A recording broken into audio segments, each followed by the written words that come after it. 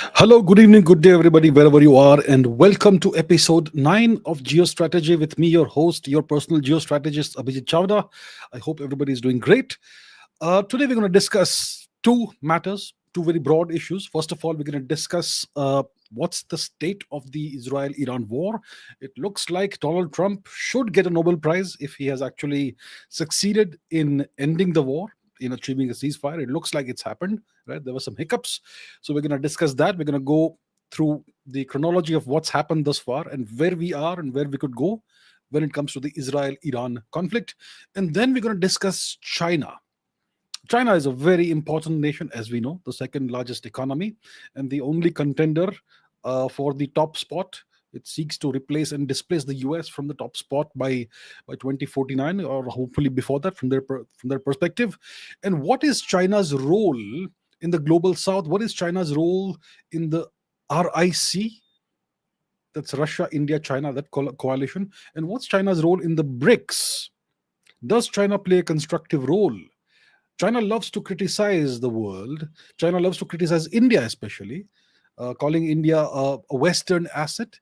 The question is, what role does China play? We will look into this in detail and uncover the reality of China and the spoiler role it plays in RIC and BRICS in the global south, and the fact that China actually ends up bolstering America's dominance and primacy in the world through its actions and through its attitude towards India and Russia, especially.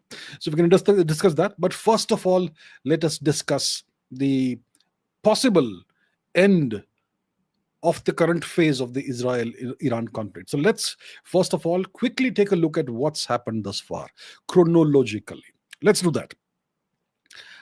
So we know that this conflict, Israel-Iran, it began on June 13, 2025. It was initiated by Israel. So this current phase, it's an ongoing conflict. There's been hot phases and cold phases and warm phases. But the current phase of this conflict began on June 13, as we know, when Israel launched Operation Rising Lion, which is Kilavi in Hebrew, which was a surprise military attack on Iran. It targeted Iran's nuclear and military infrastructure. And this was a significant, unprecedented escalation in the long-standing shadow conflict, shadow war between these two nations. And this became a direct, sustained nation-on-nation, state-on-state conflict. So the war, which Mr. Trump has now named the 12-day war, it escalated because Iran obviously retaliated, right? And then there was an intervention by the United States. So the escalation.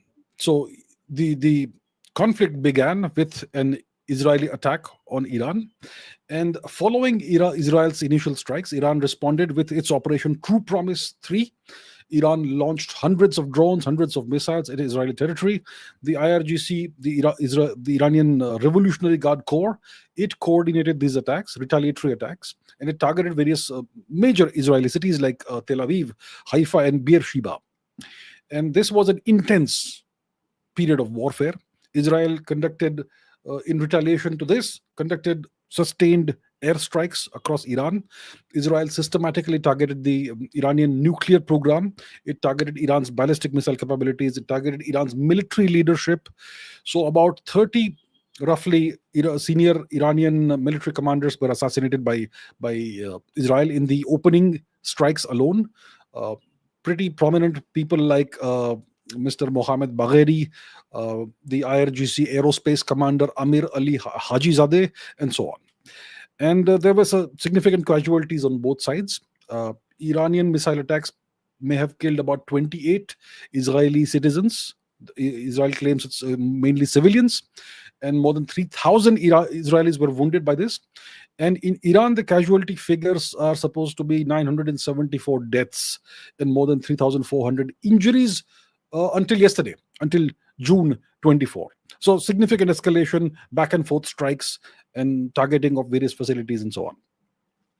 Then there was a US intervention when it looked like Mr. Trump had decided to support Mr. Netanyahu and decided to support Israel in its endeavor to essentially denuclearize Iran and possibly conduct a regime change operation. Right? It looked like that when this was ongoing. So Midnight Hammer was the operation. That was the operation that the US conducted. So Mr. Trump, he authorized direct military intervention, and American forces launched this operation Midnight Hammer, which targeted three key Iranian nuclear facilities: Fordo, Natanz, and Isfahan. And this operation involved 7 B-2 stealth bombers. They flew an 18-hour mission from Missouri to Iran, apparently, and these were supported by over 125 aircraft in total. 14 bunker buster bombs were used to penetrate Iran's underground nuclear facilities, and US submarines also launched approximately 30 Tomahawk cruise missiles. And Mr. Trump announced these strikes on social media. He declared that this was a very successful attack, and he warned Iran that any retaliation against the US will be met by force far greater than what was witnessed in Operation Midnight Hammer. So that's a warning from Mr. Trump, and then Iran did go ahead and retaliate, right, on the 23rd of June. So Iran responded to the strikes by striking the Al Udeid air base in Qatar on the 23rd of June. This base is the largest US military base in the Middle East region, in the Gulf region. And it's the regional headquarters for US operations, US air operations in the region. So Iran launched multiple short and medium range ballistic missiles at this base, which the Iranian government described as retaliation for US aggression. But the fact is this, my friends. The fact is that Trump had foreshadowed his strikes on Iran by at least 2 weeks. Okay, so Iran was aware something was coming, and Iran was able to most likely move out nuclear materials and equipment, etc., from the 3 bases that were struck, because we have satellite imagery that shows this, that Iran was able to move things out by trucks, through large convoys of trucks. So that Mr. Trump foreshadowed his attack on Iran, and Iran was able to take preemptive action. And then it looks like there was coordination between Iran and Qatar when it comes to the 23rd of June strikes on the Al Udeid air base. So Iran had coordinated with Qatar, and it had provided advanced warning via Qatar to the US forces. This allowed for the evacuation of all personnel from the Al Udeid air base.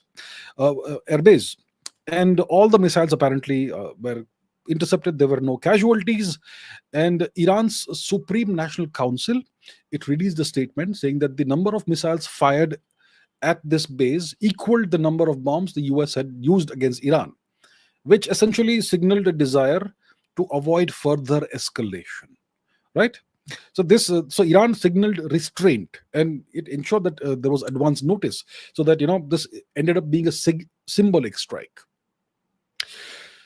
And then there was this ceasefire breakthrough, which Mr. Trump announced on Truth Social. So this happened on the 24th of June. So this followed the Iranian attack on the US airbase. So once this happened, President Trump immediately began, according to him, diplomatic efforts to secure a ceasefire. He enlisted Qatar's mediation, with Amir Al-Thani playing a critical role in facilitating the negotiations. And the diplomatic process unfolded pretty rapidly. Mr. Trump contacted Mr. Netanyahu, Prime Minister Netanyahu of Israel, and he was able to obtain Mr. Netanyahu's agreement to a ceasefire proposal. I'm sure Mr. Netanyahu would not have been happy about this, but he was made to agree, which is great. Then Vice President J.D. Vance and Secretary of State Marco Rubio, they coordinated with Qatar's Prime Minister, Mr. Al-Thani, Sheikh Al-Thani.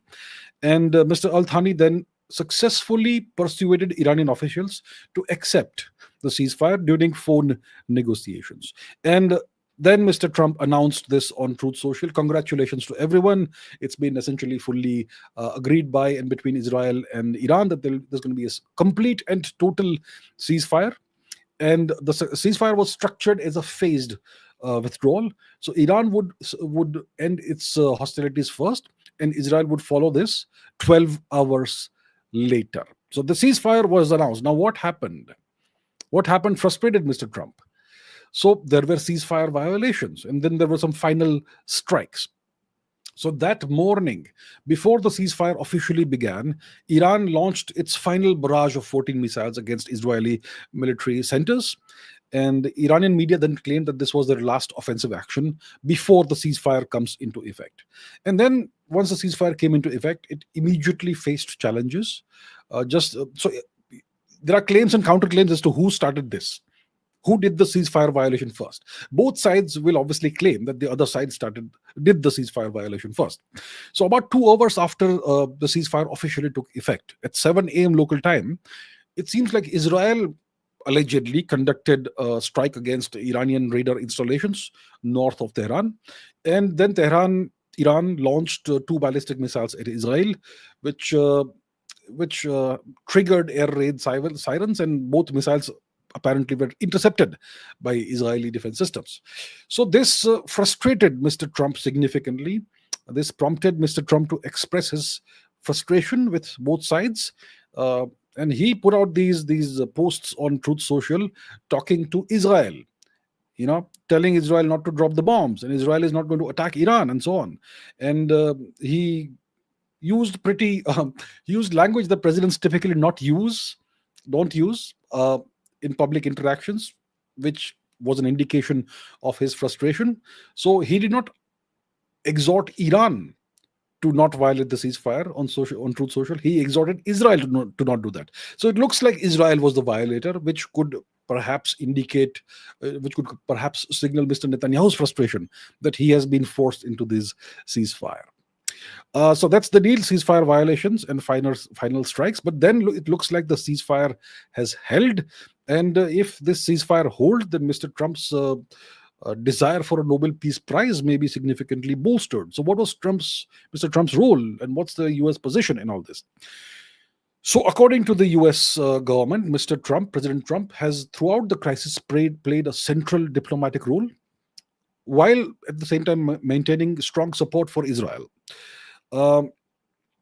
And he justified the U.S. strikes on Iranian nuclear facilities by claiming that there's a significant nuclear threat that is posed by Iran.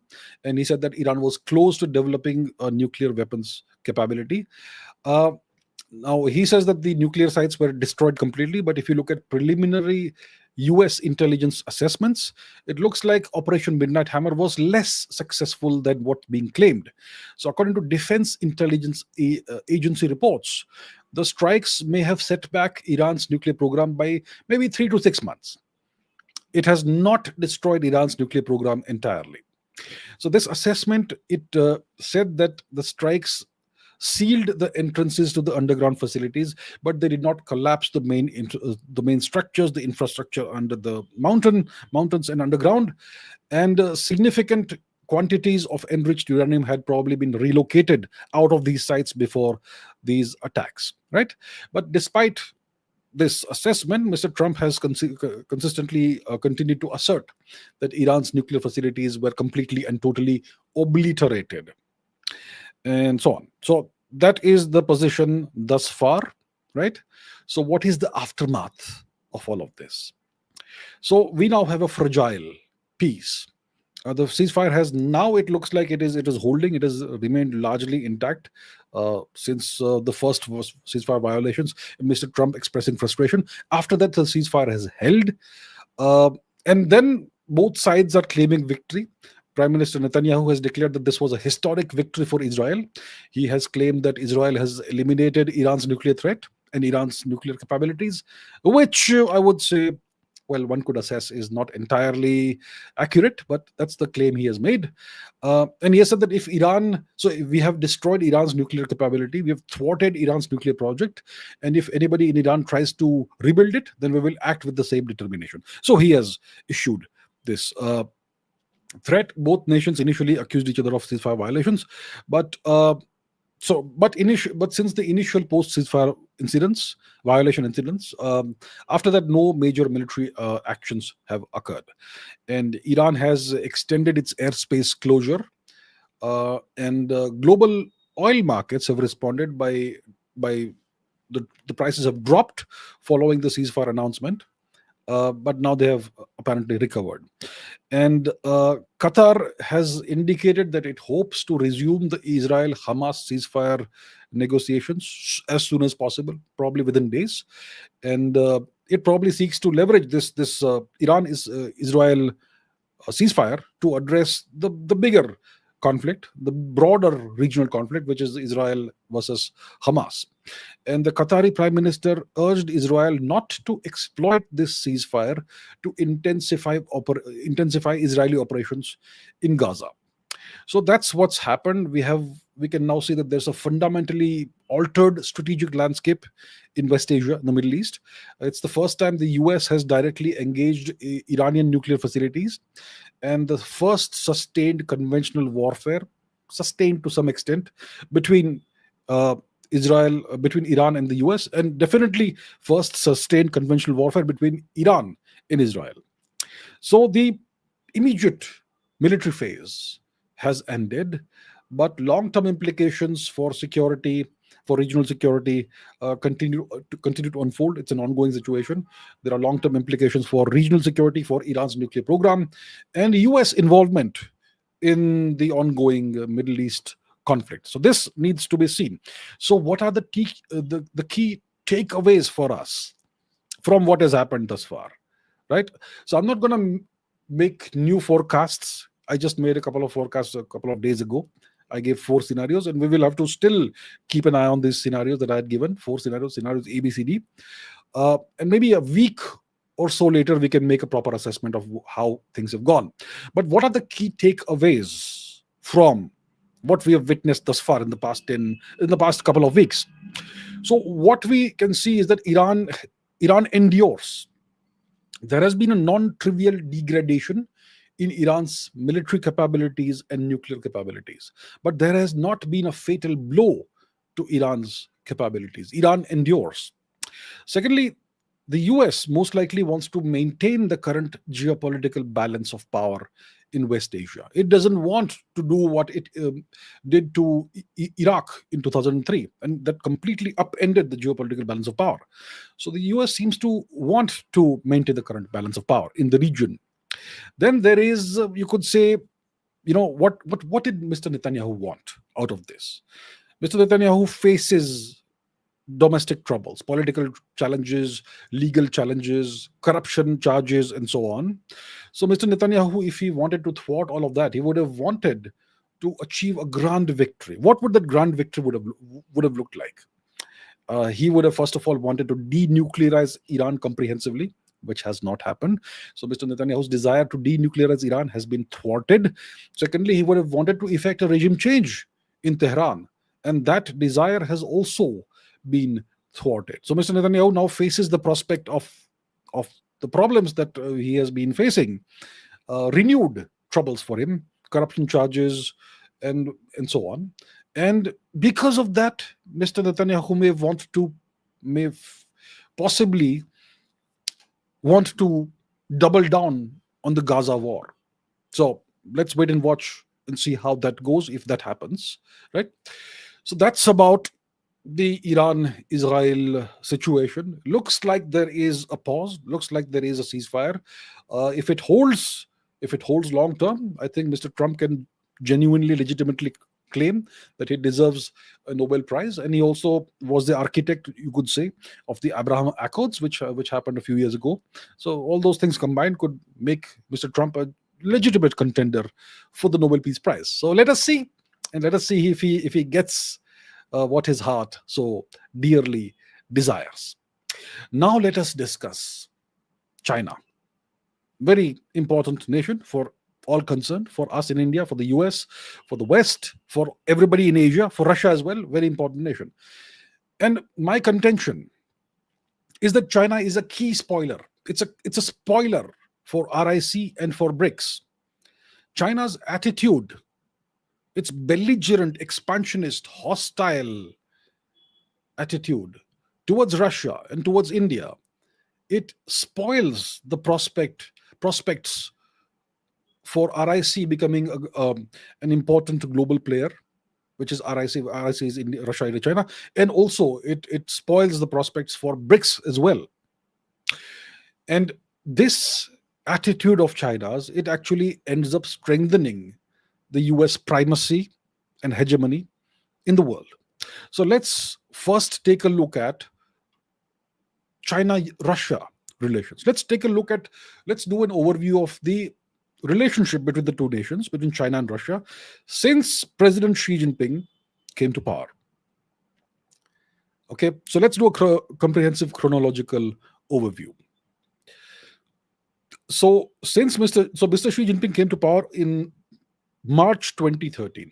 And since that time, China-Russia relations have evolved into what both nations publicly characterize as a comprehensive strategic partnership of coordination for the new era. And this relationship has witnessed significant high points, but if you look beneath the high points, it also exposes many underlying tensions and asymmetries between the two nations. So let's do a chronological analysis. So it all begins in 2013. So even before Mr. Xi Jinping assumed the presidency of China, he met with the Russian Security Council Secretary, Nikolai Patrushev, in January 2013. And he declared that promoting bilateral relations and the bilateral comprehensive strategic partnership was a priority for China. So this early statement, even before he became president, it signaled the importance that Mr. Xi Jinping would eventually place on his relationship with Russia. Then in March 2013, Mr. Xi Jinping's first foreign visit was to Russia. He chose Moscow for his inaugural foreign trip as president. And this was a symbolic choice. It demonstrated his strategic intent and his strategic prioritization of Russia and the relationship. And Mr. Xi met with President Putin and discussed bilateral ties and so on. So this was, getting to know each other kind of a visit to Moscow. Then throughout 2013, you had intensive engagement, unprecedented engagement between the two nations. So the relationship escalated, intensified dramatically.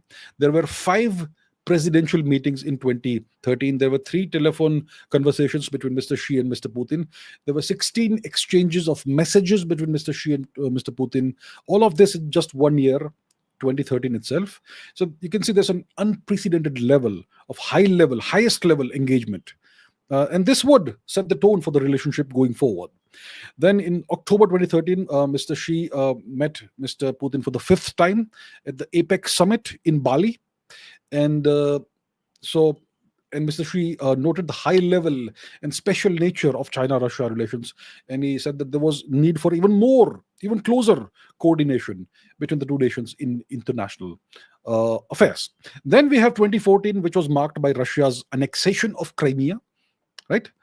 So this led to Western sanctions, US sanctions on Russia.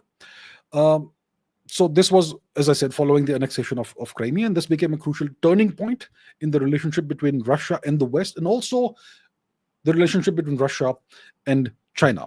So the sanctions that the US imposed on Russia, these sanctions, they accelerated Russia's pivot eastwards, towards Asia, towards China, and this deepened Russia's this had the effect of starting the process of deepening Russia's economic ties with China.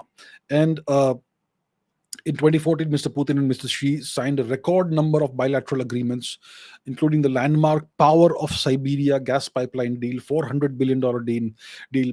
So this was signed to export about 38 billion cubic meters of natural gas annually to China. So this, you could say, symbolized Moscow's defiance of the West, and it indicated there's going to be a deeper energy cooperation between Russia and China. But implementation of this project faced various delays, and the pipeline launch was delayed from 2018 to 2019, and it reached full capacity approximately somewhere around 2021. Then there was Belt and Road integration. In the 2010s, you had the Chinese Belt and Road Initiative going full steam. So China and Russia in 2015 agreed to pursue joint development projects between the Eurasian Economic Union and China's BRI, Belt and Road Initiative. So once again, you see strategic alignment of their respective regional integration projects. And then you had major defense deals. China became the first buyer of Russia's S-400 air defense system. China bought Russia's Su-Sukhoi 35 jets. So you can see that there's a significant strengthening in military and technical cooperation. Then there was in 2018 border demarcation completion. So the two nations have had a long-standing border dispute that goes back decades. The two nations nearly went to war in the 1960s, late 1960s, the Ussuri River clashes when Russia was called the USSR, and the USSR had actually decided to nuke China, and the US intervened and saved China at the time. So China and Russia have had this long-standing border dispute. And in 2008, the two nations signed a border agreement which kind of settled this border. And there was an official transfer ceremony that was held in 2008 when Russia gave up 174 square kilometers of territory to China, including the Yinlong Island and half of another island, right? Heishieshi Island or something, I don't know the Chinese pronunciation.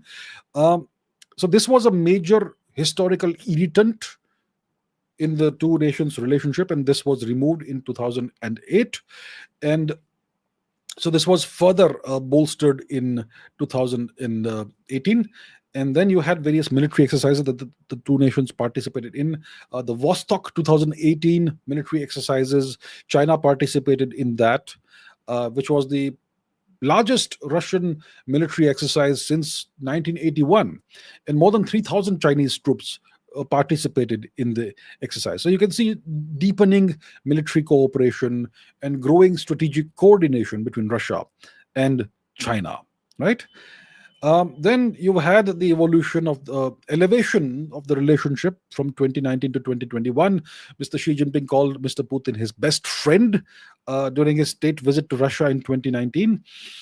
And he announced an upgrade of the bilateral ties to a comprehensive strategic partnership of coordination for a new era.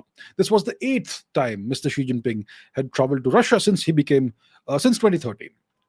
And the trade between the two nations in 2019 reached a record of $110 billion, and they have a target of 200 billion by 2024. So there's strong economic momentum. Non-dollar trade settlements reached new highs. Bilateral trade between settlements in US dollars fell to 46% from 90% in 2015, and yuan ruble settlements jumped to 24%. So you can see there's a significant step you're witnessing here towards financial integration and removing the US dollar from the equation. And then so since 2013 until 2021, there were 37 meetings between Mr. Xi Jinping and Mr. Vladimir Putin, and the two leaders maintained the regular contact during the pandemic era, during the lockdowns, through virtual meetings as well. So that was ongoing, and the two nations cooperated when it came to COVID vaccines also. Then there were complications because of the Ukraine war, the special military operation that was launched in February by Mr. Putin on Ukraine. So in February, before this invasion, before the special military operation happened, during Mr. Putin's visit to Beijing for the Winter Olympics, China and Russia declared a partnership of no limits, a partnership with no limits, and no forbidden areas of cooperation. This was just about 3 weeks before Russia's invasion of Ukraine. Then after the invasion, there were tensions and there was support for Russia as well. So China maintained a complex position of formally remaining neutral, but at the same time providing substantial economic support to Russia. And about 90% of Russia's microelectronics came from China in 2023. And nearly 70% of Russia's machine tool imports in 2023 also came from China. And you had significant surge in yuan ruble trading. It surged more than 1,000% following the invasion. It reached nearly $4 billion of value monthly by mid 2022. So this is a dramatic, visible acceleration of financial integration that happened during this time, which was driven by the pressure of the sanctions imposed by the US and the West on Russia. And in 2023, Mr. Xi visited Moscow during the ongoing war, and he demonstrated continuing support for Russia. And at the same time, China attempted to position itself as a peace mediator. But the joint statement that happened during this visit, it omitted the no limits language. And during this time, you could see growing Chinese leverage on Russia and growing Russian dependence on China. This is by 2023, 2024. So by this time, the relationships increasingly reflected China's superior position. Russia became more dependent on Chinese investments, on Chinese technology, and the Chinese markets. And Russia at this time, you could say, had no other option, and would eventually, it looked like it would eventually have to become a subsidiary state or a vassal state of China. That was the fear. And one of the things that prevented this from happening thus far is India's role, because India acted as a pressure release valve by purchasing very significant quantities of Russian oil, reasonably discounted Russian oil, but that served as a pressure release valve for Russia, without which it would have become a completely dependent nation on China. Now, let's take a look at the areas of tension between the two nations. So far, we have seen all the good points, the entire chronological evolution of the relationship between the two nations since Mr. Xi Jinping became president. Now, let's take a look at the areas of tension. We have to look below the surface to discern these areas of tension and Chinese leverage. So I mentioned the power of Siberia. So there have been disputes. The proposed power of Siberia 2 pipeline, it has kind of become a symbol of the China-Russia relationships asymmetry. So what's happened is that China is demanding prices that are close to Russia's heavily subsidized domestic oil prices or domestic rates for energy. And China has committed to purchasing only a small fraction of the pipeline's capacity. And there have been years of negotiations on this, but you could say that an agreement remains a distant prospect, because China is leveraging its stronger position and imposing what you could call maximalist demands on Russia. Then you have multiple instances, visible instances of China treating Russia as a junior partner. For example, Chinese companies have gained significant control over Russia's Far Eastern resources. Russia is now heavily dependent on Chinese technology, on Chinese investment, Chinese markets, and so on. You can see that Chinese firms are increasingly demanding more and more favorable terms in energy deals, while Russia has limited alternatives to China. So you can see that China increasingly considers Russia as a junior partner, and Russia may be, getting thrust in that position as a junior partner. So significant problem for Russia here, and significant tensions because of that. There is competition. There are concerns. There is competition in Central Asia.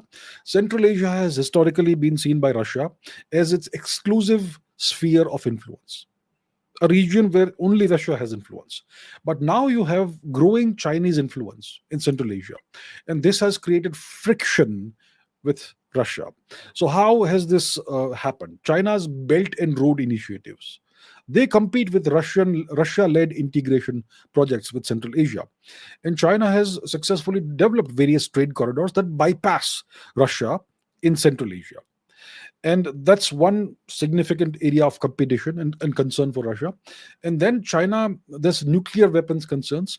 So China has privately expressed concerns about Russian nuclear rhetoric during the Ukraine war.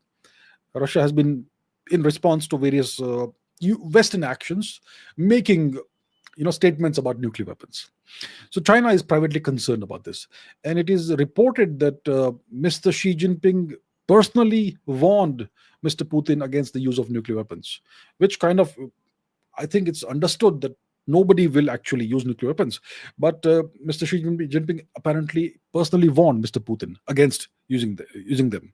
So this indicates disagreement on various tactics, escalatory tactics, etc. Then there are economic asymmetries. As you can see, there's a huge economic asymmetry between China with a GDP of about roughly $18 trillion and Russia with a GDP of about $1.9 trillion. So because of this, the relationship between the two nations, it increasingly reflects China's economic superiority, and the relationship is supremely asymmetric right now.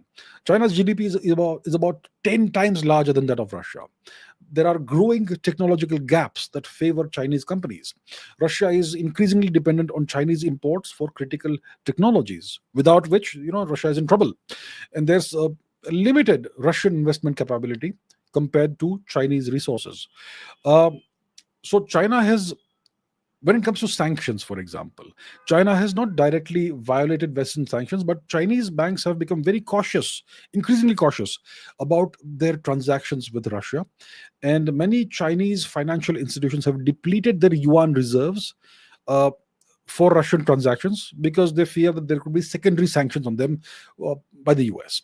There is limited Chinese military support despite the close military cooperation, right? China has avoided providing Russia with any military aid at all during the Ukraine war, especially lethal military aid. So you can see that China is prioritizing its global relationships over unlimited support for Russia. And there are multiple infrastructure delays, like the Power of Siberia pipeline, significantly slow progress on the Power of Siberia 2 pipeline also because of maximalist Chinese demands. And there has been thus far limited Chinese investment in the Russian Far East compared to the expectations. And then there is this Chinese cartographic pressure on Russia ever since Mr. Xi Jinping came to power. So, ever since Mr. Xi Jinping came to power, there have been several documented cases, several documented instances of China using cartographic means, which is maps, to assert territorial claims against Russia. So, this comes despite the publicly declared no limits partnership. So there are clear underlying tensions between the two nations, and China is willing to challenge even its closest strategic ally through maps and through these geographical representations. Let's take a look into this. First of all, we'll discuss the more recent controversy, the standard map controversy, which is the most significant and well documented instance of this, which happened in August 2023. So what happened is that China's Ministry of Natural Resources, it released what it calls the 2023 edition of the standard map of China, which makes claims on various nations on territories of various nations, including India, also Southeast Asian nations, the South China Sea, and so on. But it also created controversy for territorial claims against Russia. Right, so it depicted the entire Bolshoi Ussuriysky Island as Chinese territory. And what's the background of this? So this island sits at the confluence of the Amur River and the Ussuri River, and this is where you had clashes in 1969 between the two nations. And these rivers, they separate China and Russia, right? And this island is about 170 or so square kilometers in area, and there was a territorial dispute over this. This was resolved through bilateral agreements in 2004, 2005, and the final demarcation happened in 2008. And under this settlement, Russia gave away approximately half of the island to China, and it retained about half of the other portion of the island, the eastern portion of the island. Now China, there is a settled agreement, right, between the two nations. And despite this settled agreement, China's 2023 map showed the entire island as Chinese territory. It effectively claimed the Russian portion of the island as well. So what has the Russian response been like? So Russia's foreign ministry spokesperson, Maria Zakharova, she firmly rejected this Chinese claim. She said that the border issue has been finally resolved, right? And the delimitation and demarcation of the border has been completed along its entire length.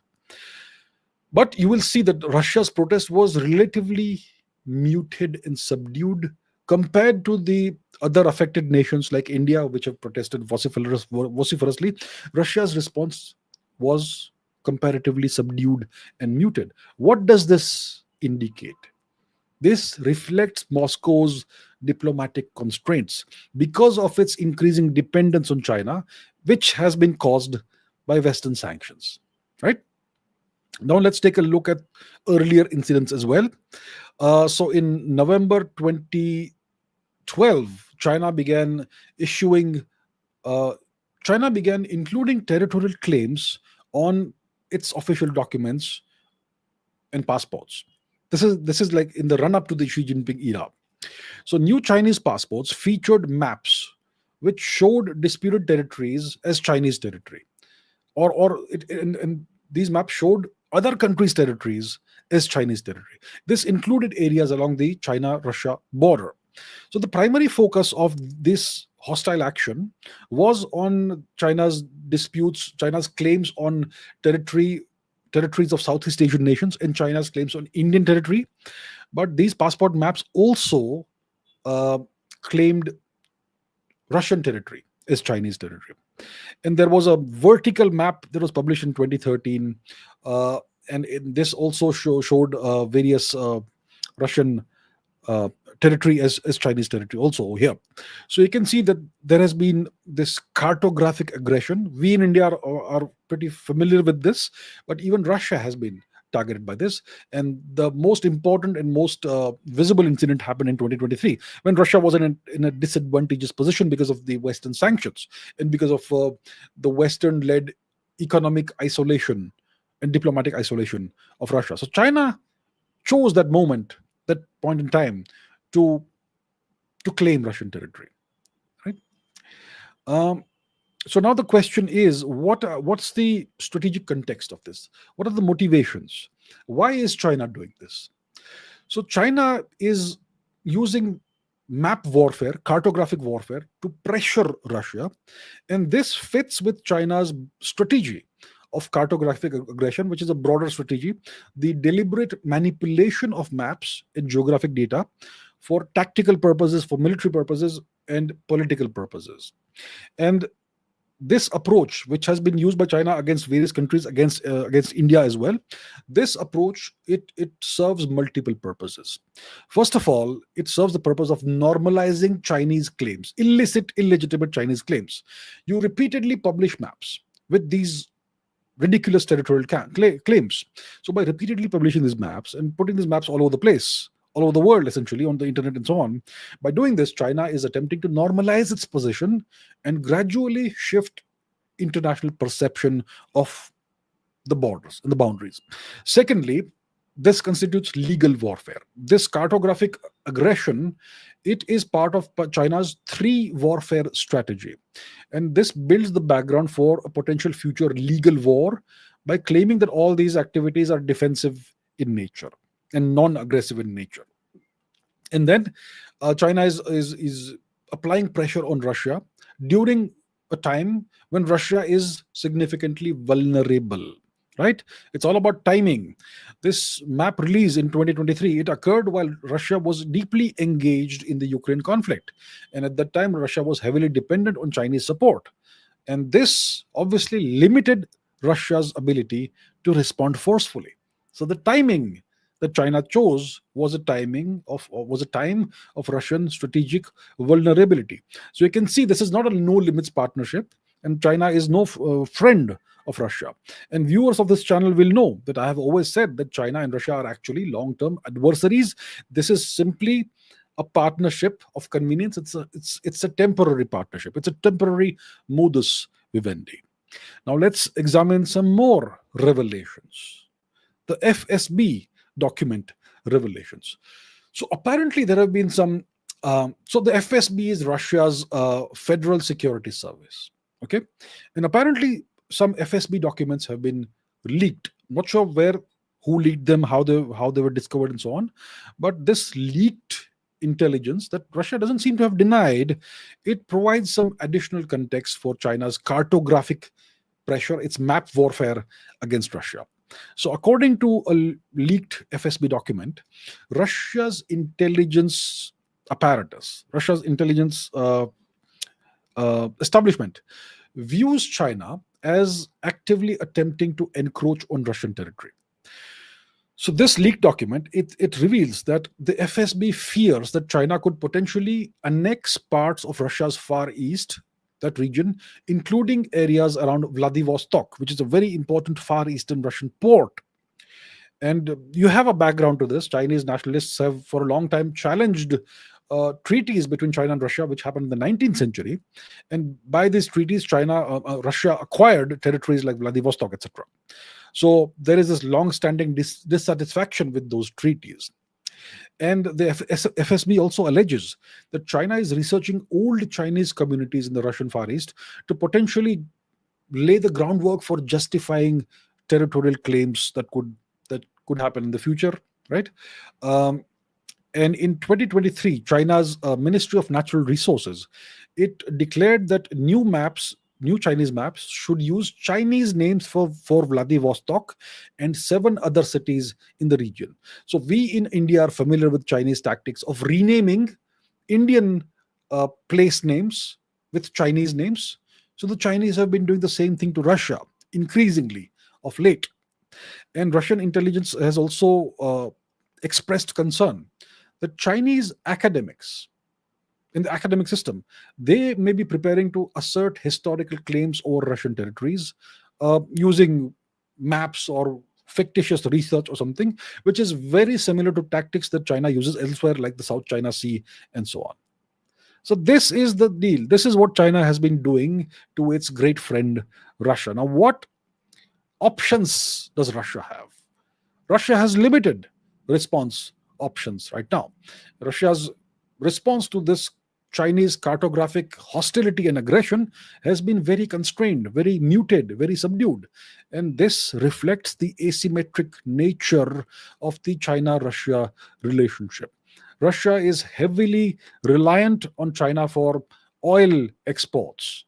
China is a major procurer of Russian oil, and China and Russia relies heavily on China for critical technologies, and there are very few economic alternatives right now that Russia has to Western markets, and this limits Russia's ability to strongly protest Chinese hostile actions. So, despite these FSB concerns, which label China as the enemy, Mr. Putin seems to currently view the relationship as essential for Russia's strategic position. So, as you can see, this is a temporary relationship. It is not a relationship that will last very long. It's not a long-term relationship. This is a relationship of convenience, and Russia would love nothing more than to free itself of the Chinese burden. And so, because of all of this, Russian experts, they suggest, they suggest that these map incidents may be just mistakes by China. They must be just mere oversight. They probably are not deliberate provocation. So, because by saying all this, Russia is attempting to downplay the tensions with China. But it is fully aware of the threat that China poses to it, and it is fully aware of China's intentions to eventually lay claims to more and more Russian territory. So let's assess the China-Russia relationship. So after Mr. Xi Jinping came to power, there's been unprecedented deepening of the relationship between the two nations. The relationship has been elevated to a comprehensive strategic partnership of coordination. It was declared for a time to be a partnership of no limits.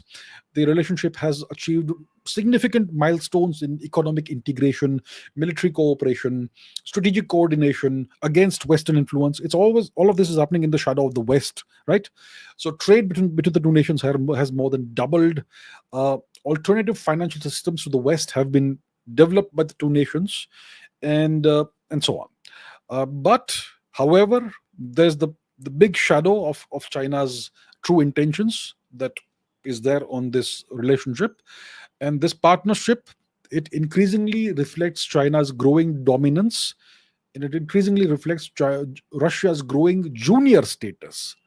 And China's leverage is visible now in energy negotiations, in financial arrangements, in technological dependence that Russia has on China. So Russia has, for now, gained an important strategic partner, an economic lifeline because of the sanctions, but it has also become significantly more dependent on Chinese goodwill and Chinese investment and Chinese support. And the Ukraine war has strengthened the relationship. It has also strained the relationship. It has deepened economic ties and strategic coordination between the two nations. It has also exposed the limits to Chinese support. It has caused tensions over nuclear escalation.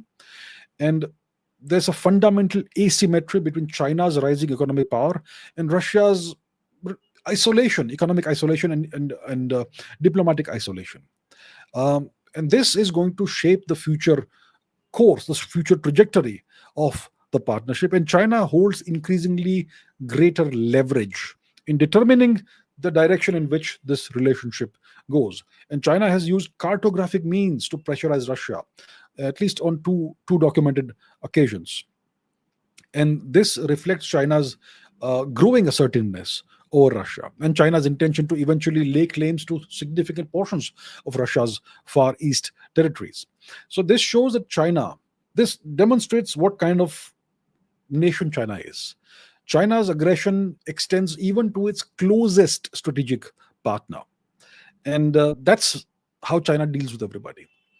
And Russia's responses have been very muted, very subdued, but leaked intelligence documents, they show that Russia is deeply concerned about China's territorial ambitions, especially in Russia's Far East. So there are frictions, there are unmistakable, undeniable frictions and tensions within what both nations currently publicize as an unlimited partnership. So that is the background I wanted to give you about the China-Russia partnership. Now let's talk about, now that we have understood this, how China treats its most important strategic partner. Now let's talk about how China undermines the prospects of RIC. RIC, what is RIC? So RIC, Russia, India, China, this idea of this coalition of kinds of sorts was first floated by Yevgeny Pribakov in 1998 as a strategic triangle to move the world away from US unipolarity, because in 1998 you had a period of US unipolarity. So this prospect, this idea, it is very attractive on paper, and lots of people in India speculate about and wish that this could actually happen. So this idea is very attractive on paper, but it is very fragile in practice. So let's examine why this is unlikely to happen, right? First of all, let's see what are the advantages of a RIC coalition for the three nations. Let's talk about Russia first. So if there is a viable RIC coalition, then Russia gains strategic autonomy, and there will be, to some extent, sanctions mitigation for Russia, because working with India, working with China, the two Asian giants, it gives Russia diversified diplomatic options, and it cushions Russia from Western pressure. Then there's arms and energy. India obviously is one of the major customers of Russian arms, weapons, etc. And China is a major purchaser of Russian energy. So if this happens, and if there is cohesion and harmony between the three nations, then this can sustain Russia's revenues despite all the Western export controls. And then there is continental security. So this coalition can become a hedge for continental security. And yeah, so that also is great. And it would allow Russia to monitor Chinese moves, because Chinese moves are they have always been suspicious. Now, what are the advantages of RIC for India? So this would give India multipolar leverage. If India becomes a member of the RIC coalition, if the RIC coalition actually fructifies, then this would signal to the world, especially to the US, that India is not locked into the US camp. India is not a US asset. India is not a US vassal. And this would, because that's how Beijing characterizes India's relationship with the US. So if this happens, then this would enhance India's bargaining power with the US and also with China. This would give an RIC coalition would give India access to the Eurasian market, right? Logistics corridors through Russia, the international north-south transport corridor, and even logistics corridors through China's western regions would improve India's connectivity with Central Asia as well as Europe. And RIC could be a collective voice on reforming global governance. Yeah, United Nations Security Council reform, technology equity issues that are important to the global south, and so on. So this could become a collective voice on reforming the way the world is currently structured and currently governed and run. What are the advantages of RIC for China? So for RIC, for China, a RIC coalition would keep Russia close to China, and it would keep India diplomatically engaged with China. So this lessens the risk from China's perspective, of a two-front containment lineup with the US and with US partners, because now India is no longer a US partner from China's perspective, right? So this would be great for China from a security perspective. Then this would be great for China's energy and resource supply chains. Russian fossil fuels, Russian hydrocarbons could flow into China, and Indian commodity markets would become significantly open to China.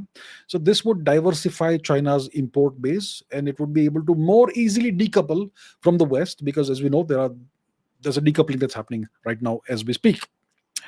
And with Russia and India on board with China, China could amplify calls for a democratized global finance regime and a global digital data regime. So all of this is advantages that China could have if RIC happens. And what's the advantages that the global South could accrue if there's a viable Russia-India-China coalition? So first of all, it would make alternative capital sources accessible to the global South.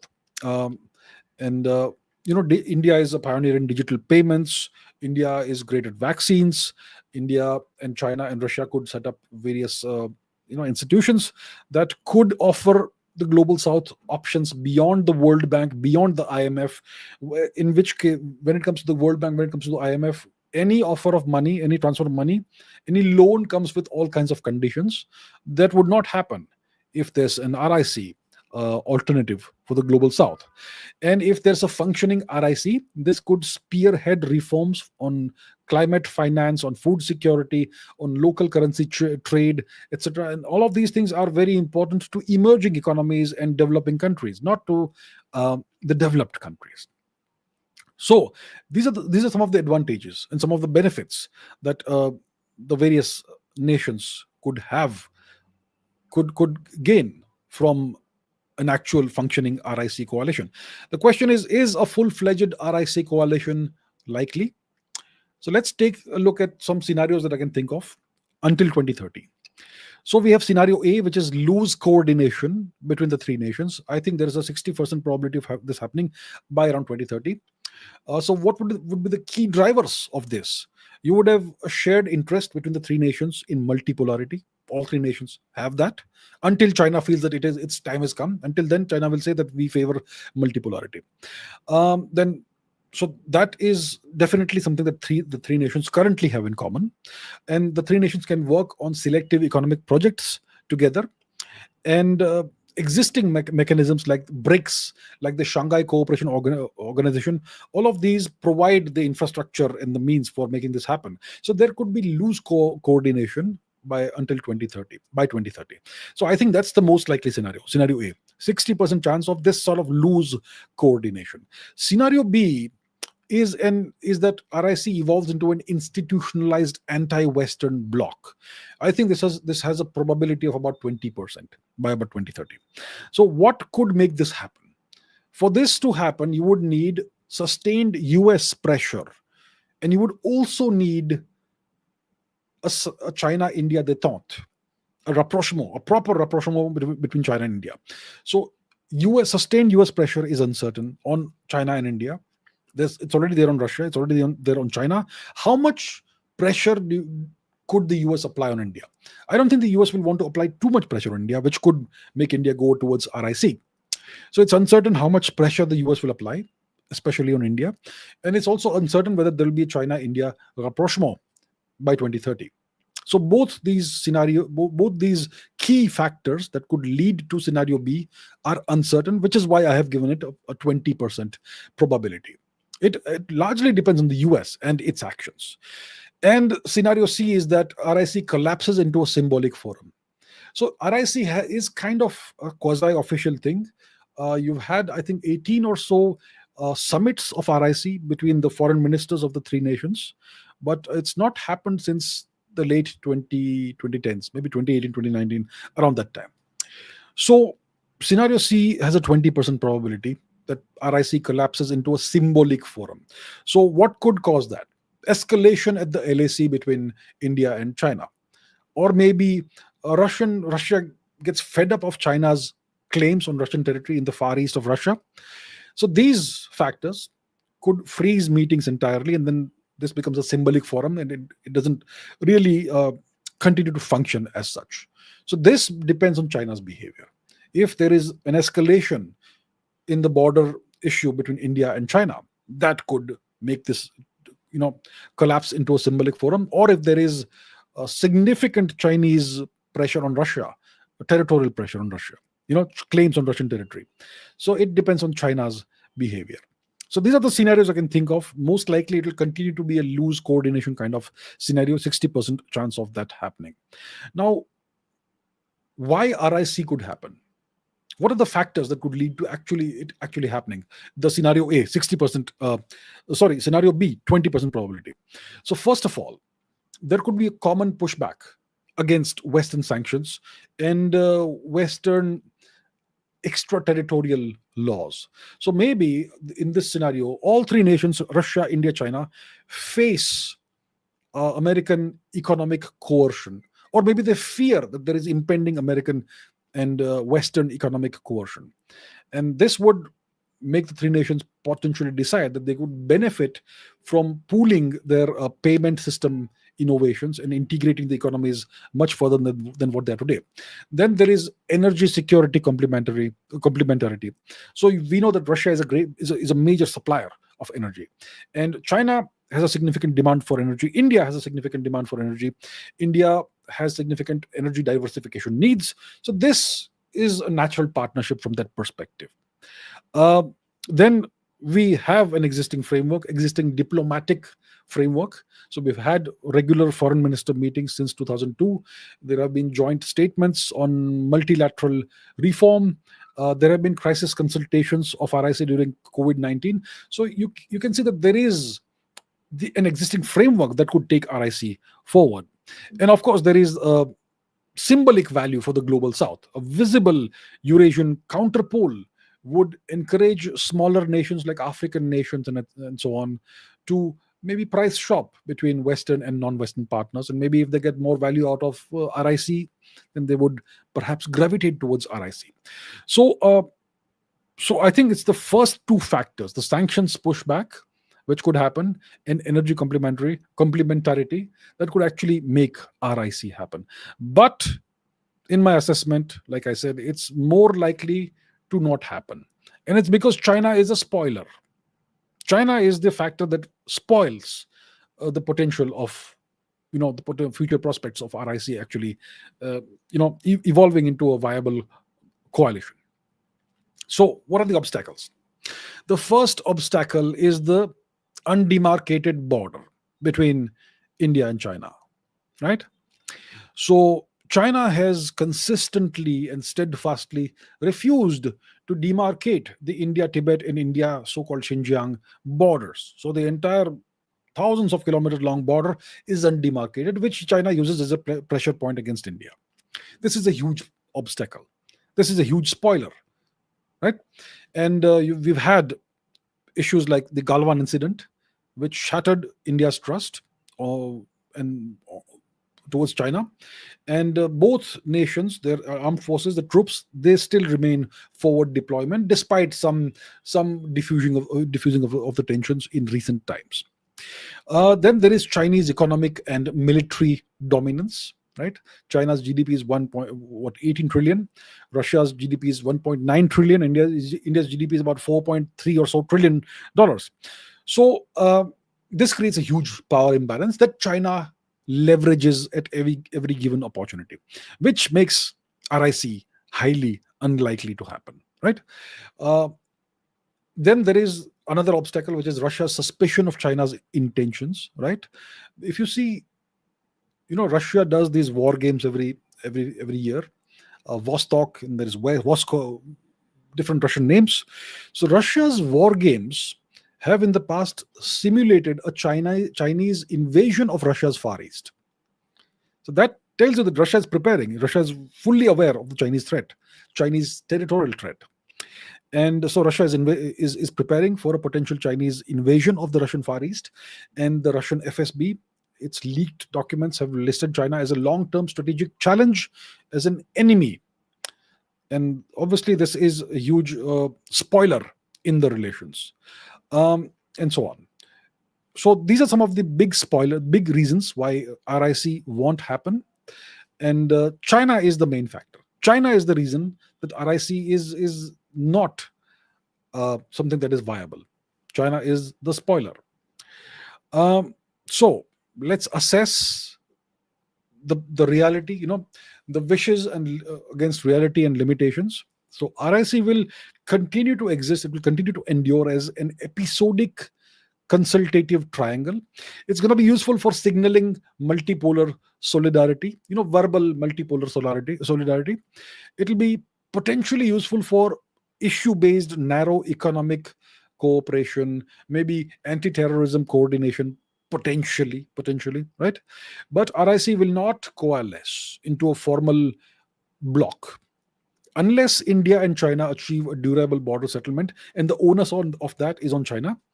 And secondly, it will not happen unless Russia's fear of becoming a Chinese vassal, Chinese satellite, is convincingly allayed. And that again, the onus is on China. And these are both highly low probability conditions as of today. Right?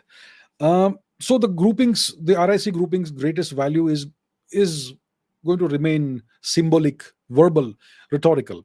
It will serve to remind Washington and Brussels and the EU that alternatives exist to what they have to give to the world, even though they are imperfect. So that is what RIC is most likely going to end up being. And the reason for this is China.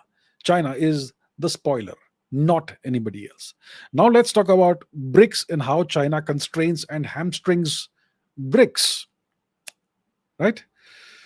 So over the next decade, BRICS also will face similar problems, similar to RIC. What RIC faces. So over the next decade or so, most likely, in my opinion, BRICS will not implode, and it will not mature either into a tight alliance. It will persist as a selective purpose platform, useful for some geo-economic tasks, like finance, like action against the US dollar potentially, like setting the agenda for the global south, etc. But it is not going to be a viable forum for hard power coordination or security coordination because of China's asymmetric dominance and China's territorial pressure on Russia as well as India. This is what constrains the bloc. And this is why BRICS is most likely not a long-term super viable coalition of nations or an alliance. So what you can expect over the next decade is a two-tier BRICS. Two tiers. It will be reasonably robust in finance and trade. Okay, it has instruments like the New Development Bank and so on, which are also dominated by China. But BRICS is going to be paralyzed on geopolitical matters, on hard power matters, especially where interests diverge. Between the interests of Russia, India, and China diverge, because RIC is the core of BRICS. So where does BRICS stand today? Where does BRICS stand right now? So the 2024 Kazan summit, it added Egypt and Ethiopia and Iran and also the UAE to the grouping. But Saudi Arabia has remained cautious, and it has not rejected entry into BRICS, but it has not become a member of BRICS either. In this year, 2025, Brazil has assumed the chair of BRICS, and Brazil has a six-pillar agenda: climate finance, health, AI governance, security reform, trade facilitation, and institutional deepening. Um, the new development bank of the BRICS, it has approved 120 projects worth about 39 billion US dollars, and its 2025 borrowing target is about 7 to 9 billion dollars. And Colombia has become the first Latin American shareholder outside of the top five nations in BRICS. And there is some progress on de-dollarization, moving away from the US dollar. Uh, Incremental progress on that. So the BRICS share of non-US dollar invoicing in intra-block trade rose from 26% in 2022 to 33% in 2025. So about 11% over 3 years, which is incremental progress, but not a trivial progress. Now, there is economic interdependence between the nations, between the BRICS nations. And you can see that it is dominated by China. If you look at China, then its share of intra-BRICS trade is about 30%. India and Brazil rely on Chinese goods, intermediate goods, and Russia now moves half of its energy exports to China and India to evade Western sanctions. When it comes to the other nations, Russia, its share of intra-BRICS trade is 20%. India's share of intra-BRICS trade is 18%. Brazil is 17%. South Africa is 10%. And the other nations, new members, have a 5% share of intra-BRICS trade. So the growth trajectories of the nations are diverging, significantly divergent. China's growth, GDP growth is about 4%. India is about 6%. Russia is about 1% because of sanctions. Brazil 2% and South Africa 1%. And because of China's enormous economy, there is this significant asymmetry that members are continually wary of. Then obviously there's the China-Russia factor. There's asymmetry, like we discussed, like I spoke about in detail, and there is suspicion, like I spoke about in detail. So first of all, let's once again compare the economies. China's economy is about $18 trillion roughly. Russia is about $1.9 trillion. India is about $4.3 trillion. So Beijing essentially dictates the strategic agenda of BRICS because of its enormous economy. Its economy is essentially bigger than all the other BRICS members put together, right? So Beijing dictates the economic agenda of BRICS.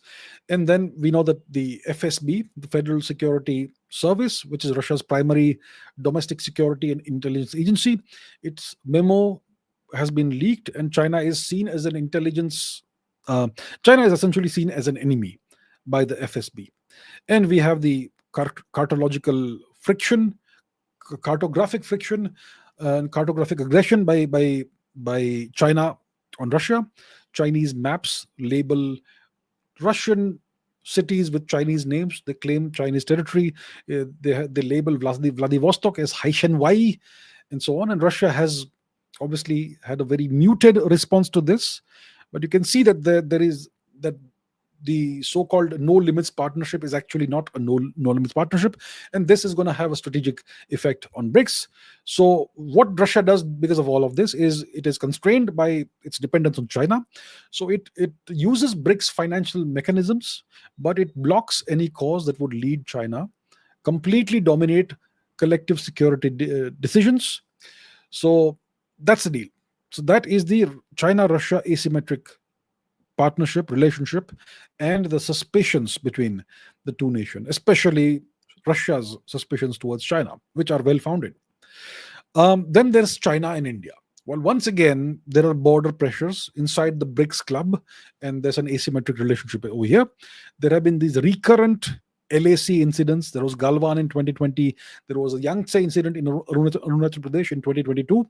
And these incidents, they sustain India's threat perception of China. So what is India's approach? India uses BRICS largely for issue-based multilateralism. multilateralism. Asia, India uses this for access to pooled finance, and India uses this for global South agenda setting. And at the same time, India blocks Chinese moves that erode India's strategic autonomy. For example, India stalled Pakistan's observer status bid for BRICS in 2024. And at the same time, India coordinates with nations like Brazil and South Africa to dilute Chinese draft communiques on security, which is similar to what used to happen what happened in the 1955 Bandung Conference, where smaller Asian and African states balanced the dominance of China and Russia in the non-aligned movement conference, Bandung Conference.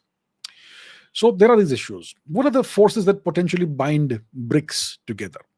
So there is dollar risk hedging. All BRICS nations, they kind of are aware of this, and they would like this to happen. So, nations within BRICS, they would like to move towards alternative payment systems like PAPSS in Africa, CIPS, and so on. To move away from SWIFT and to essentially ensure that secondary sanctions, American sanctions, are not applied to them, and so on. So there is that. Then obviously there is cheap development finance that BRICS can offer. So the NDB loans, New Development Bank loans, carry fewer policy strings than World Bank loans, right? And 40% of these loans are now in either the Chinese currency or in rands or other currencies, right? And then there is global South branding that BRICS offers. So for small powers and medium powers like the UAE, like Egypt, like Ethiopia, BRICS is a low-cost platform which can be used for global South branding without choosing sides in the US-China rivalry.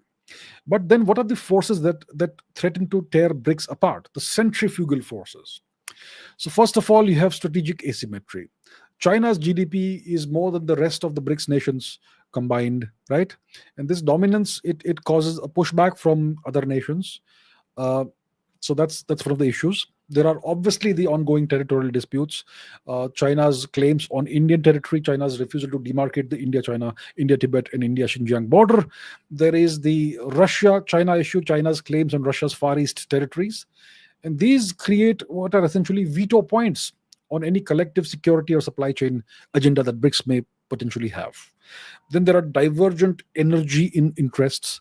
Saudi Arabia and the UAE, they want high prices. Obviously, Saudi Arabia obviously is not a fully a member of BRICS yet, but these nations want high prices for their energy exports. China and India and Russia and Brazil, not Russia, China, India, and Brazil, they want moderate prices. So this is another conflict within BRICS, energy conflict. And then there are regulatory incompatibilities between the nations. China controls its market. It's a controlled market. But then you have open markets like India and Brazil. And that creates issues, right? And it limits currency cooperation and so on. So these are some of the forces, but the major force is China's territorial disputes and China's territorial hostile actions against India and Russia. That is the core issue. That's the core centrifugal force that threatens to tear BRICS apart. So what could happen? We discussed scenarios for RIC. What are the scenarios for BRICS in the next 10 years, let's say? So scenario A is selective consolidation, 35% probability in my opinion. Finance and trade cooperation deepens in this scenario. It deepens, and however, political alignment between the nations remains loose, and security issues are excluded from BRICS considerations. So according to this scenario, if it happens, BRICS will persist as a G7 alternative in finance, in development finance, but it will not be a military bloc by any means whatsoever. Scenario B has a 45% probability. This is functional bifurcation. So what could happen in this scenario, as per this scenario, is that BRICS could split into an economic core group, which is China, Brazil, Saudi Arabia, UAE, and a political group, which is India, South Africa, Brazil. And these groups could veto various strategic statements. So what this could end up doing is you will have frequent failures to achieve unanimity, right? You will have summit communiques and statements that will be watered down because of all these because of the divergence of interests and so on. And the new development bank, may continue to thrive. That is scenario B, 45%. And scenario C is managed fragmentation. So what could happen if there is a clash on the India-Xinjiang border between India and China?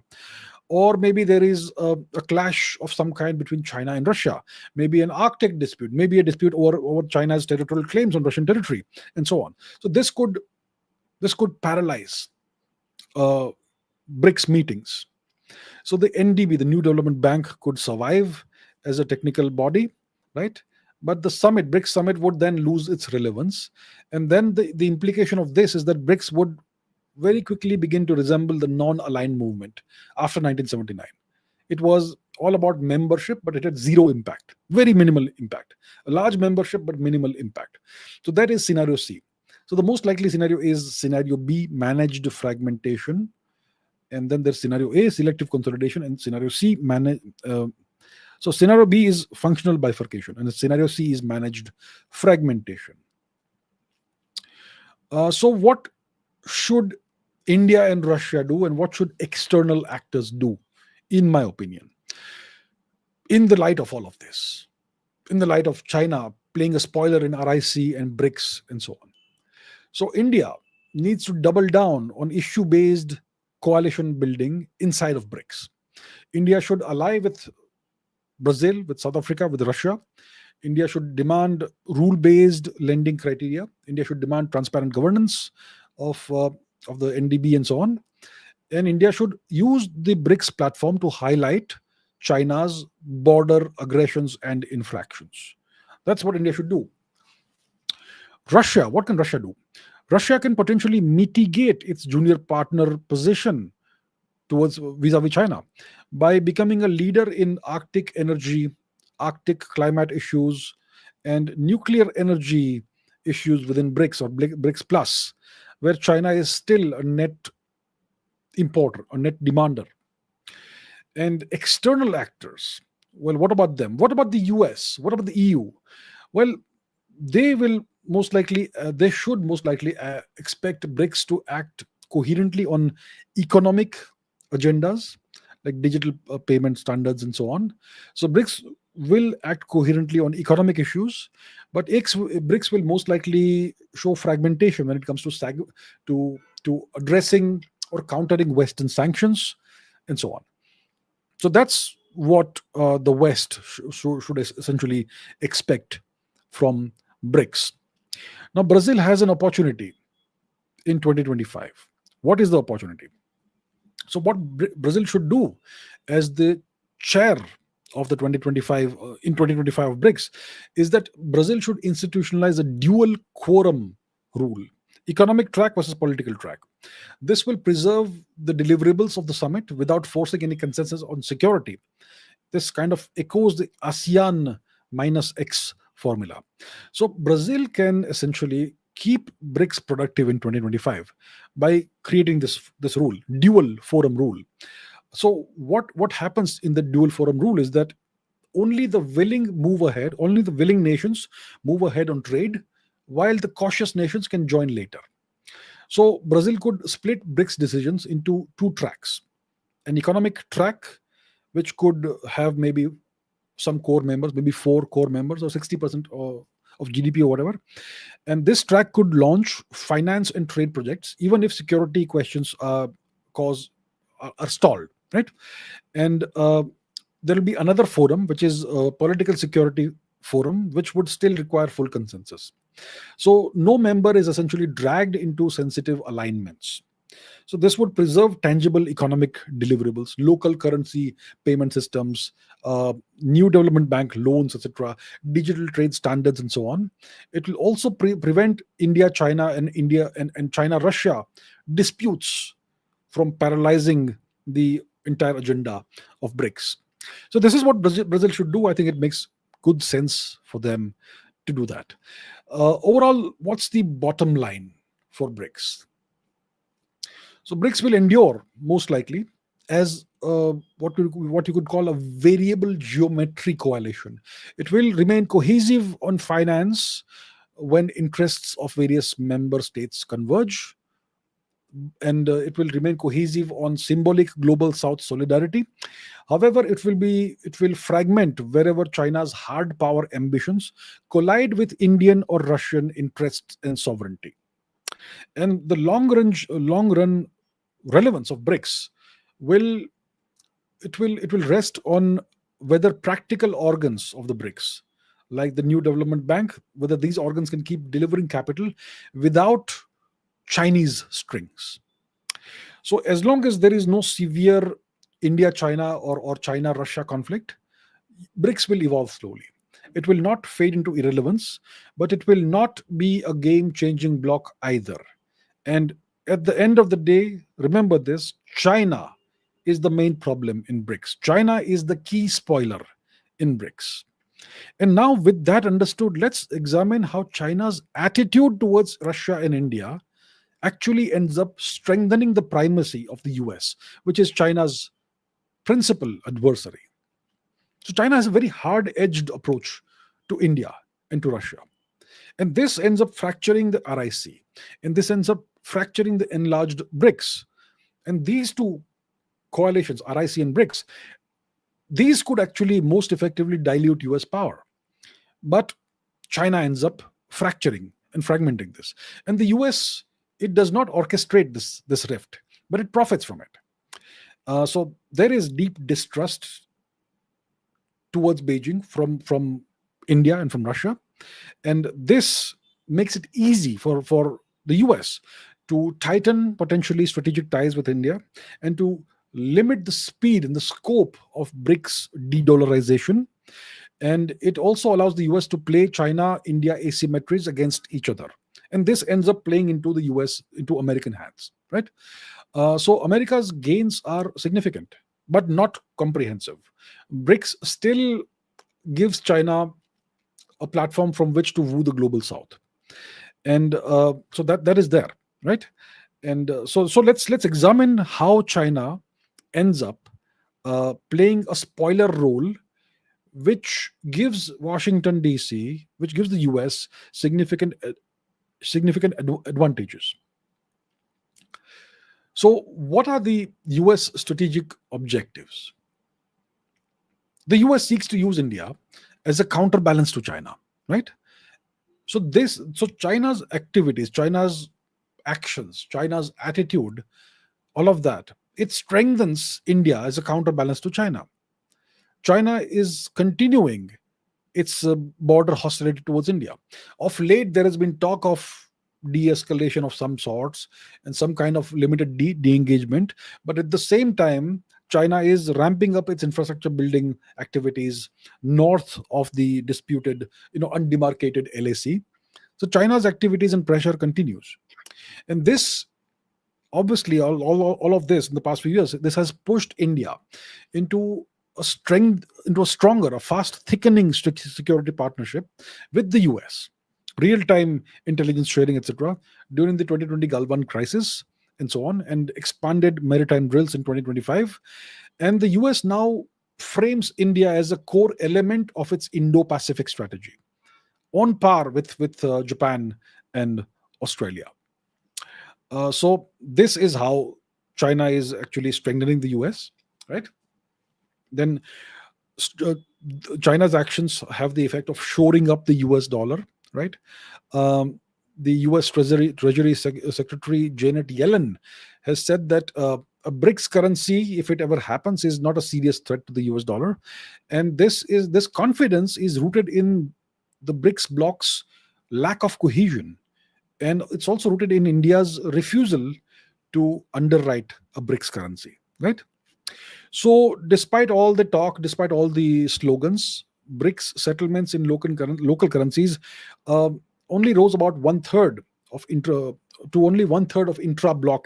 trade by early 2025, which is well short of a tipping point. So it's moving towards, it's increasing slowly, gradually, but it is not a tipping point by any means whatsoever. It's not any major momentum that you can see. then China's actions prevent Russia from offering China an unquestioned rear base, and this prevents a united Eurasian front.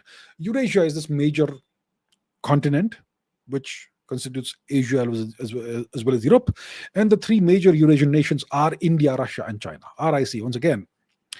But China's actions are preventing a united Eurasian front, which is, you could say, a synonym for BRICS, because, like we discussed, the leaked FSB memos, they did describe China as the enemy, and and Russia is unwilling to share sensitive technology and so on. And all of this gives the US an opening to possibly court Russian caution in the Arctic and Central Asia. So this may even be pushing Russia somewhat towards the US. And US strategists are already discussing exploiting these China-Russia contradictions and tensions to complicate any two-front challenge in Europe and in the Pacific. So China is ending up strengthening the American position. So how does China act as a spoiler? Let's just summarize that. In RIC, what does China do in RIC? It refuses to moderate its border posture. It this forces India to block the deeper security agenda of BRICS, and meetings remain mostly symbolic.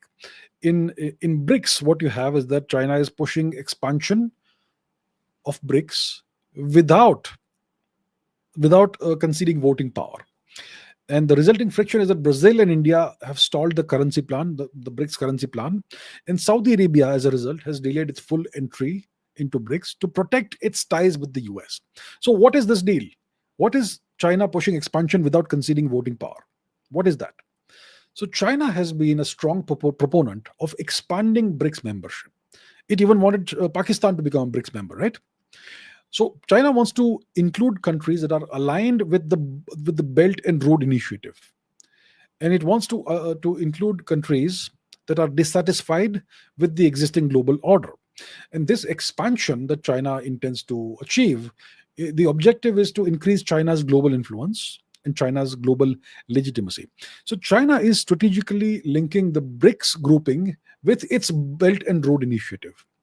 And by doing this, it aims to create a network of economic and political cooperation among participating nations. And this is another way to further China's economic and geopolitical interests.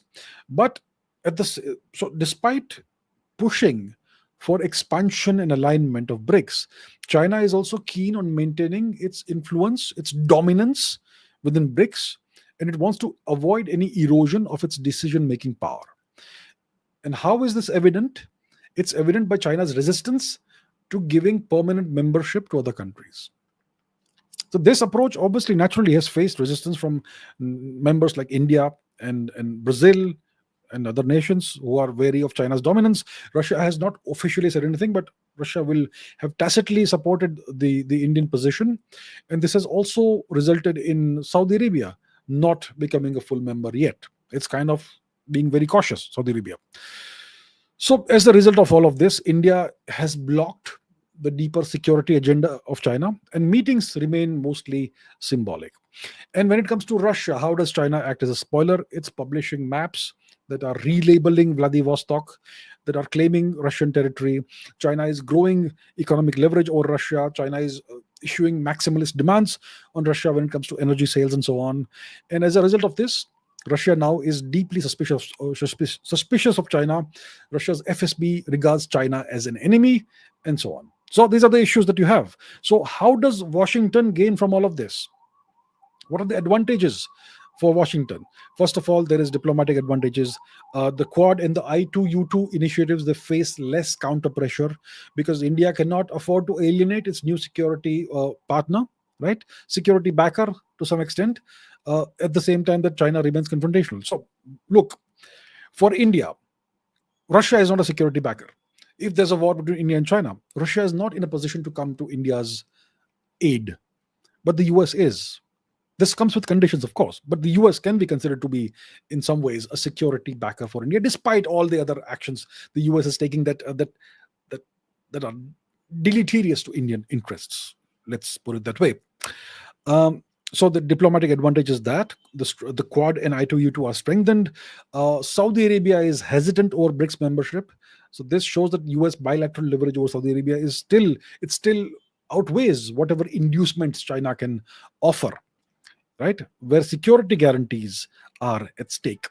Secondly, this gives Washington economic and financial security and resilience. The dollar's share of global reserves has slipped only marginally to 57% in 2024. And BRICS fragmentation essentially undercuts any credible alternative payments platform to the US dollar. This slows the rollout of BRICS Pay and related digital rails. And this buys Washington time to harden sanctions tools against Russia and potentially China. Then we have security and military benefits, right? So we have these persistent tensions, all created by China, between China and India, along the long undemarcated border. And this has locked up a significant amount of Chinese forces, PLA forces, on the Tibetan plateau. So this reduces the amount of troops that China has available for a Taiwan invasion, potentially, right? So this is great. This is great for American military planners in the Western Pacific, because a significant portion of the PLA is locked up in Tibet because of China's attitude towards India. India does not threaten any invasion of Tibet. It's China that threatens India. And that's why they have to lock up all these troops on the Tibetan plateau. And you have Russian mistrust of China, which curtails the limit of China-Russia military technology integration, and so on. So that's another advantage for the US. What are some of the constraints for the US? Well, BRICS still has some residual utility for China. And China could still leverage BRICS summits to propagate global development and security initiatives. And it would use this to shape norms among more than 100 observer nations. So norms are shaped over time, and you have a summit every year. That's how we slowly shape norms. Another issue is that, US sanctions, despite the mistrust that Russia has towards China, US sanctions could further push Moscow closer to China. So that's an issue. That's a constraint for the US. And then you have global South optics. So BRICS isn't doing great. BRICS has fissures and fractures. But if the US were to openly celebrate that could alienate non-aligned states that are not aligned with anybody. And this could justify narratives of Anglo divide and rule tactics, right? So what is the strategic outlook for BRICS, for BRICS as well as RIC? So most likely BRICS and RIC will remain loose and issue-based caucuses, coalitions of nations, and the US will reap asymmetric benefits, but the US will still have to compete for influence in the global South. What are the watch points which could change things? Well, a genuine India-China border settlement, or a Russia-China technological pact. Such eventualities could significantly erode the advantages that the US currently has. So what should the US do? The US should deepen its partnership with India to whatever extent it can. For that, the US would have to gain India's trust.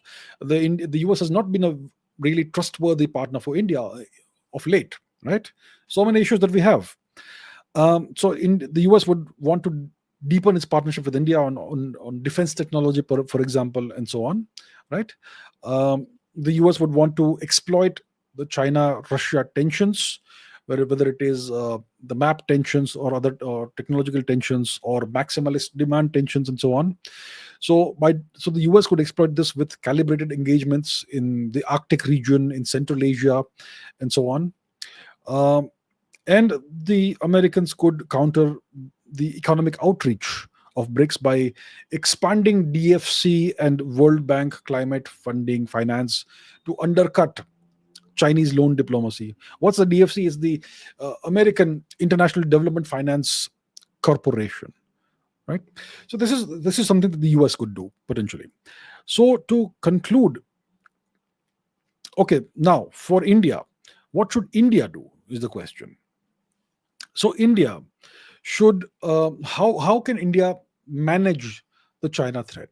So most likely the China threat is here to stay for India. The Chinese threat is there and it's not going anywhere. So how can India manage the Chinese threat? So India needs to deepen but limit its partnership with the US and with the Quad. India needs to institutionalize the ISET as the central funnel for co-development of AI and quantum and space and related technologies. Um, and So that's one thing the India needs to do. India needs to have a maritime focus. India needs to anchor its partnership with the US and the West at sea. India can elevate exercise Malabar to a full spectrum annual drill, which is anti-submarine drills, cyber drills, space drills, all of that together. And India could add coordinated patrols in the Eastern Indian Ocean, which is where China has been encroaching of late, right? And the Quad study group recommends exactly this in its phase 2 evolution. And India needs to guard its autonomy by ring fencing critical platforms. So India needs to keep nuclear powered submarine design and strategic ISR constellations, etc., under purely Indian control. India should not cooperate or coordinate with the West in that. Right? We know that the US accepts differentiated cooperation as long as India's posture constraints China. So that's what India needs to do. There is obviously more. India's BRICS strategy. Um, so India should shape um, the BRICS architecture. India should not shun it. India should not withdraw from BRICS if China begins to become overly dominant. India should actually participate in BRICS. India should shape, not shun BRICS, and India should shape the architecture of BRICS and the architecture of the global South. So India should push Brazil's 2025 summit to adopt the dual quorum participation model. India should use the new development bank, the NDB, as a geo-economic lever. India should seek a rupee window and climate finance envelopes that channel concessional loans to Indian neighbors, which could counter the BRI in various ways. And India is a pioneer in digital payments and so on. So India should champion digital payments and also health security standards. And this is where India's UPI stack excels. And then India should maintain a balanced engagement with Russia, a balanced and positive engagement with Russia. So India should lock in discounted hydrocarbon contracts, oil contracts, while prices are still discounted. India should diversify its ports of discharge to western coast refineries to guard against potential choke points in Malacca. I mean, India can choke the Malacca Strait. China can also do that on the other hand, right? India should expand its Arctic cooperation with Russia to science, navigation, nuclear icebreaker collaboration. India should expand its defense and technological cooperation with Russia. India should co-produce the S-500 and Sukhoi 57 systems if they are found suitable for Indian requirements, right? And India should explore other opportunities such as nuclear submarines, jet engines, civilian aircraft, etc., for cooperation with Russia. And India should avoid secondary sanctions pitfalls by keeping settlements in rupees or maybe dirhams. And India should channel dual use technology through multilateral export control vetting to stay clear of American red lines. And finally, India needs to fortify its hard power and border resilience. The Chinese threat is here to stay. India needs to strengthen its hard power. India needs to strengthen its border security and its maritime security. So there is this 400 billion rupee Trans Arunachal Highway, NH 913 highway, that should be completed as soon as possible. India should also complete the remaining 60 key BRO, Border Roads Organization projects, by 2028. China's own publications, they lament the deterrent effect of India's accelerated border buildup. So India needs to push to have this infrastructure push. Then India needs to field an integrated maritime theater command centered on the Andamans. This is an opportunity that is waiting to be taken. India needs to do that.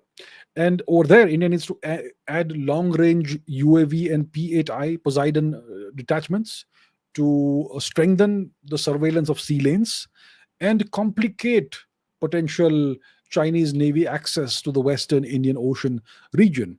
And India needs to invest in counter space and cyber shields. India needs to have more indigenous Earth observation satellites.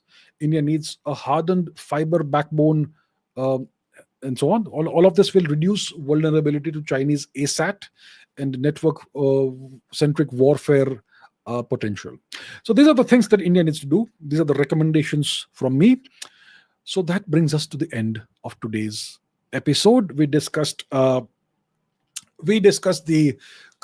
apparent conclusion of, or at least pause in the Iran-Israel conflict, and we discussed China's spoiler role in depth. China's spoiler role in the RIC, China's spoiler role in BRICS, China's aggression towards India, China's aggression towards Russia, and how China, through its attitude, ends up actually bolstering and strengthening the global primacy and hegemony of the nation it considers to be its greatest rival, the United States. China needs to mend its ways, but I don't expect them to do that, and that's why the Chinese threat is here to stay for India as well as Russia, and that's why India needs to do the things that I have outlined. India needs to take the steps that I have outlined and recommended. So thank you so much for watching this episode. I hope it provided some value to you. If it did, please like and subscribe and share with your friends. And if you have questions, I will see you very soon, right after this live stream ends, on the Ask Abhijit show. Thank you so much for watching, and I'll see you very soon. Thank you.